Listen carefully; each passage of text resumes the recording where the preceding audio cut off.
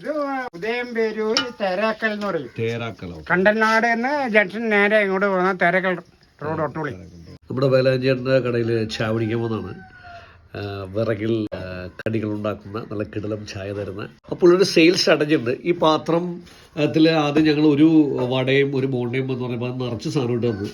അത് ഞാൻ തിരിച്ചെടുത്തോളാന്ന് പറഞ്ഞു. അപ്പോൾ അത് മുഴുവനും സംഗതി സെയിൽസായി. അപ്പോൾ സെയിൽസിൻ്റെ പുലിയാണ്.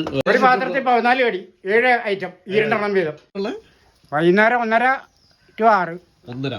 ഓ കാലത്തില്ല അല്ലേ? കാലത്ത് വെളുപ്പിന് 4:30 11. വെളുപ്പിന് പുട്ട്, വെള്ളയപ്പം, പരിപ്പ്, കടല, മുട്ട റോസ്റ്റ്.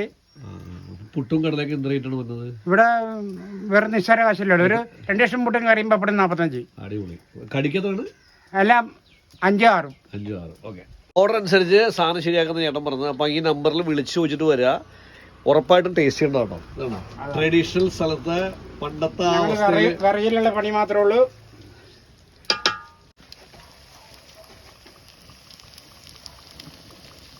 ഈ എണ്ണ നാളെ എടുക്കില്ല. ഈ എണ്ണ നാളെ എടുക്കില്ലല്ലേ? അതായത് എണ്ണയൊക്കെ ഒരിക്കലും റീയൂസ് എന്ന സാധനം ഇല്ല. ഒരു ദിവസത്തെ എണ്ണ എന്ന് വെച്ചാൽ അന്നത്തോടെ കളയും. അന്നത്തോടെ തീർത്ത് കളയുന്നു. തീർത്ത് കളയുന്നു. അങ്ങനെ തീർത്ത് ഇട്ടിട്ട് ഒന്നിനെ കൊണ്ട് അവസാനിപ്പിക്കും.